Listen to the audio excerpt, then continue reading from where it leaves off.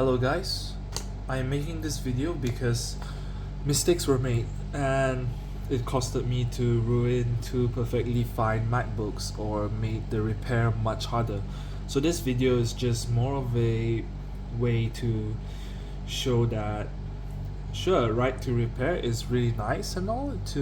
It's nice to repair your own stuff, but without the right knowledge or patience, you are just going to ruin your stuff even more.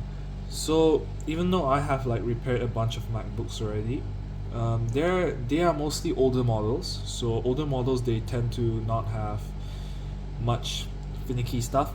Like the battery is really easy to remove. It's not being obstructed by other cables. Yeah. So right recently, I've been trying to do newer MacBooks, like this 2018 MacBook. It was supposed to be a normal battery repair, but because I thought that I knew how to do the repair myself, like I thought it would be like, hey, it's just the same as the rest of the MacBooks, and I ended up making it worse. So yeah, so this video is just to point out a few pointers that every self repairman might make in their own in the beginning of their repairing journeys. So yeah, this video is just to show that just to point out these mistakes.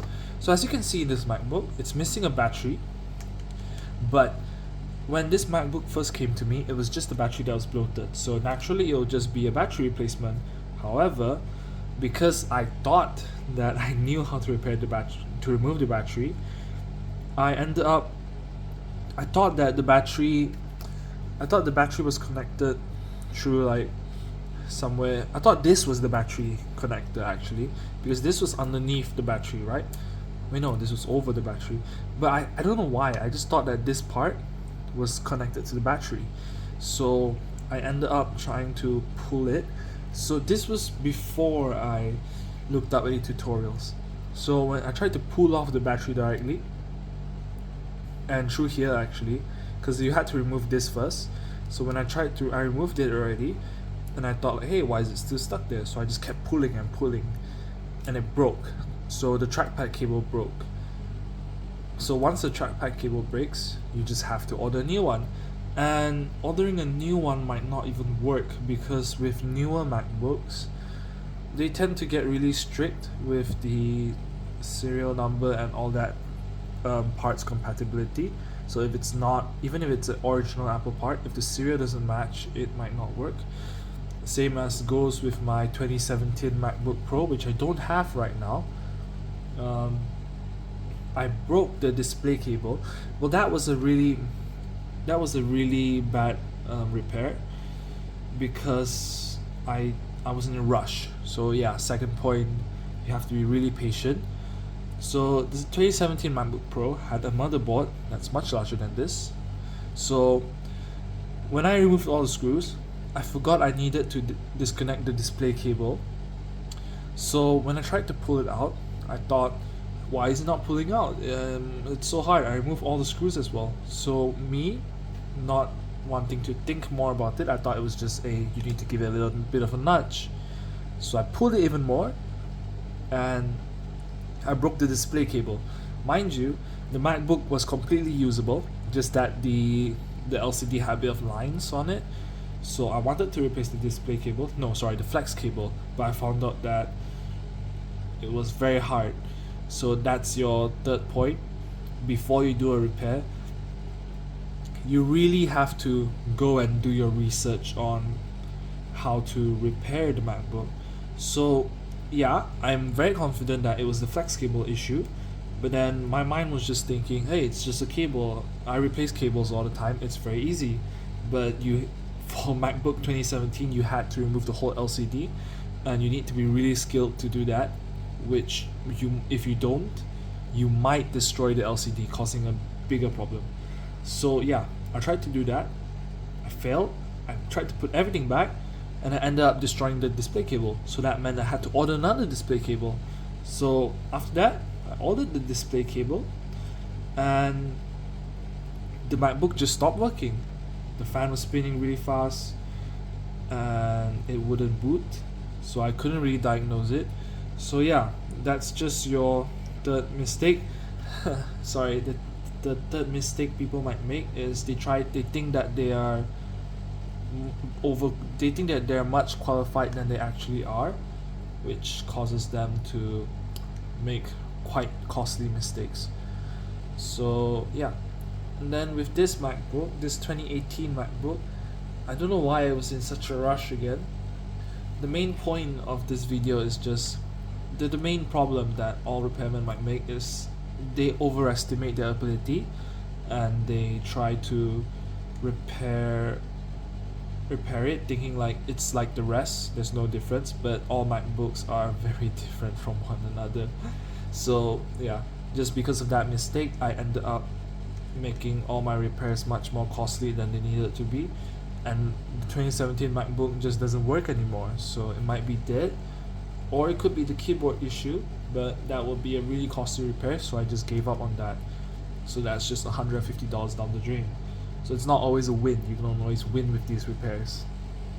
So yeah, that's just about it for this video. So this video is just some mistakes that I made, which I hope that you guys who watching this video will not make in the future. Number one, the most important point of all is that no matter how qualified you are, if you're not sure about something, just look it up online, look it up on YouTube and all that. Don't try to brute force your way. You might end up making the repair more costly. And number two, you really need to be patient. So if something's not going like the way the video shows, like let's say these speakers, the video showed like they removed it so easily, but I had such a troubling time replacing it, taking it out. But you just have to be patient. You have to really try and don't force it out. Like I was almost going to just forcibly pull it out, but then you might end up breaking the speakers doing that. So me having broken 2 MacBooks, I didn't want to risk that again. So that's why I had to put my flathead underneath it, try to dig out the glue and spin it again, because they tend to break, which is really frustrating. And then the third point is just that don't get MacBooks which you're not sure what the problem is. Like let's go to my ROG Strix. So this ROG Strix, the keyboard stopped working. Like everything's working except for the keyboard. So this type of problem, it could have 2 issues. Number one, the easy way is just that the keyboard's not working. That's the cheapest part. Funnily enough, that's the cheapest one, because Windows keyboards, they might just cost you about $200 if you buy it directly. And the most troublesome part would just be that the motherboard is broken, like one of the capacitors or one of the connectors is broken, snapped off, melted.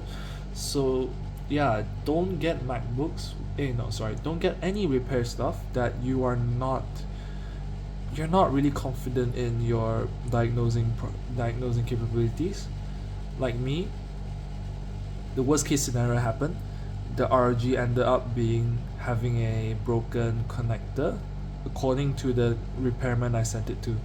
So yeah, I'm just using it without the keyboard now. So yeah, when you want to buy repair stuff, buy it with like stuff that you're really confident in. Like let's say the battery replacements are always really easy. It must be obvious though. Like let's say the MacBook cannot start without being plugged in, most likely a battery issue. The bottom is bulging, battery issue most likely. And let's say speakers, speaker issue, it's most likely just the speakers and all that kind of stuff. So just get stuff that you're really confident in repairing. I'm not saying that you can't get MacBooks with motherboard problems, maybe. I mean, definitely don't get those. It's much more costly it's much more costly. But if you're confident in your ability, like you've done it a lot of times, sure, go for it. But if you're not, like you know that there's 2 issues and there's a worst case scenario where, like let's say it might be the motherboard issue and you've never done a motherboard repair, like a soldering, just don't get it, don't risk it, because a high chance it's just going to be the worst case scenario. So I guess that's it for this video. It's just this telling you a few mistakes I've made, which costed me probably about $300. Yeah, hopefully this MacBook can work again after I get the touchpad cable and the battery. That's just what I hope will happen. But yeah, one MacBook's dead already. So yeah, don't make the same mistake I did, and be patient. Look up anything you're not sure, and don't get stuff you're not confident in. Right, see you guys.